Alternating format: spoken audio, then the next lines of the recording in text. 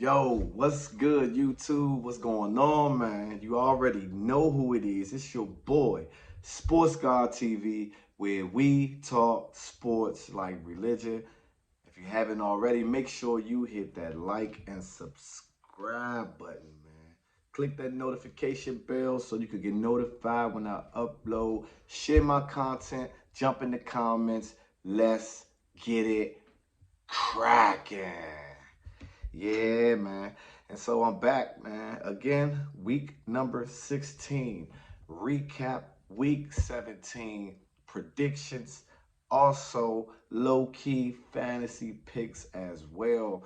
Man, we're getting towards the end of the NFL season, and I'm already starting to miss football already. Playoffs ain't even started. Season hasn't even ended yet. And I'm already getting ready to miss football because, having the games on Sunday, Mondays, Thursdays, and nowadays on Saturdays, when it get late in the season, it's always some action and things of that nature going on.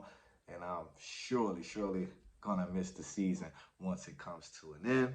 But here we go, man. I'm gonna jump right into it. So of course, last Thursday, we had the Jaguars versus the Jets, and I called it, man. I picked the right one. I picked the Jags to take down the Jets in New York, which they did 19-3, and the Jags continue to roll. Yeah, man, they rolled over the Jets, man. They top draft pick, man. Zach Wilson looked like completely garbage. I don't know what they're gonna do with that pick, man.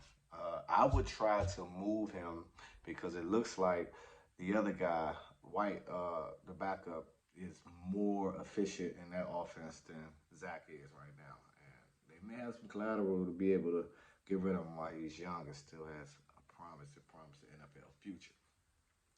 And then they had Commanders versus the 49ers. And you guys know I took that +7 with the Commanders, man. The Commanders fought hard, and actually, man, their defense played really well. First time I've seen San Francisco all year to just be held to 3 straight field goals inside of the red zone while having a short field. So it lets you know how strong the Commanders defense is. Taylor Heineke, he played good throughout the game, but then he had some key turnovers, which ultimately got him replaced by Carson Wentz, who threw a touchdown.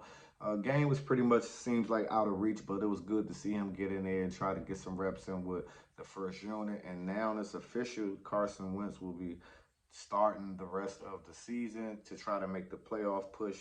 But the 49ers won 37-20. It was closer than that, but San Fran is, like I said, man, they couldn't easily run the table. Then I had Philadelphia versus the Cowboys, and I picked Philly, I believe, to win that game, which makes me 1-2 with my picks. I thought, well, no, actually, it was Dallas. I'm sorry, I didn't take the spread on Dallas, but I picked Dallas to win the game. But it was a shootout, man. Minshew looked really good. The Eagles were rolling, 34-40. The Cowboys put up a 40 burger on the Eagles. And yeah, man, my picks, I had Kirk Cousins for the quarterback for fantasy. He had a fantastic game, 299 yards with 3 touchdown passes. I had Dylan for the Packers. He scored a touchdown. Not really a great game, but he did score a touchdown. Had Pittman Jr. against the Chargers. The Chargers pretty much shut down the Colts. I had Goddard against the Cowboys. He had 3 receptions for 67. Not really a good one, and the Bucks did not have a good uh, game as well. So tonight, as you know, we have the Dallas Cowboys going into Tennessee to play the Titans. Now, Derek Henry is doubtful. And we already know that Tannehill is down as well. That is why Dallas is favored by 14 points to win. Uh, and Dallas, I don't know if they cover that spread or not, to be honest. I believe they should win. And I wouldn't say easily, but I think that they should handily win this game, especially if they want to go ahead and wrap up a playoff spot and then can rest their starters. in the last week of the season. Tennessee is always a tough out, but I got Dallas in that game. Then we got some games with some significance. The Dolphins versus the Patriots. The Dolphins are traveling into New England without Tua, as he is in concussion protocol for the second time this year.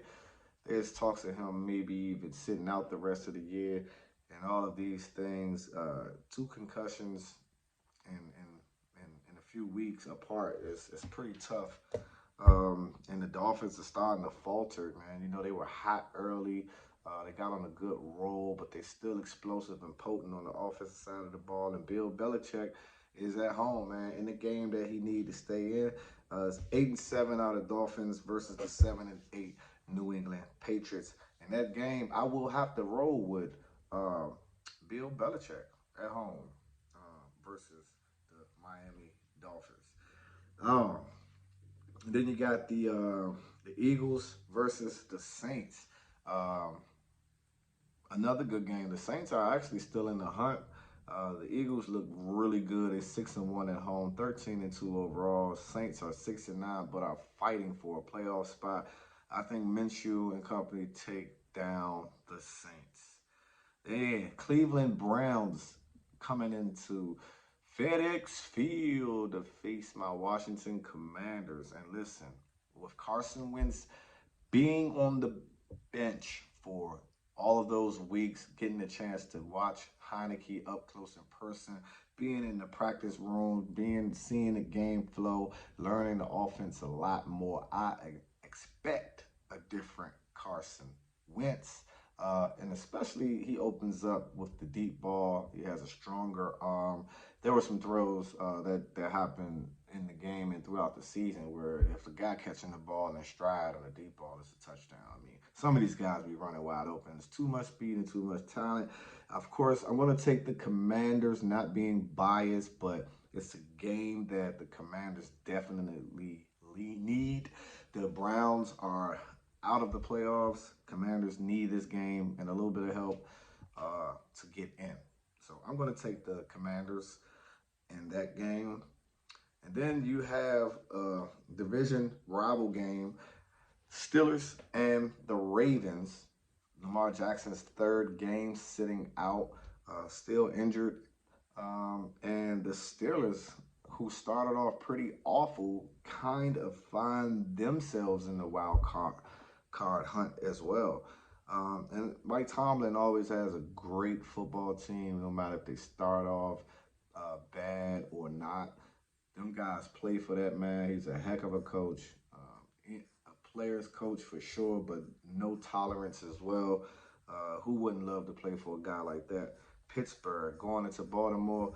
I have the Pittsburgh Steelers upsetting the Baltimore Ravens in Baltimore. Now, fantasy quarterback. This week I got Justin Fields. Gonna start Justin Fields. You gotta start him. I'll also start Dante Foreman from Carolina. If I could, I would start the whole backfield. Yes, they're going to go up against Tampa, but they run the football really well. And me being a former running back, love that type of style of football.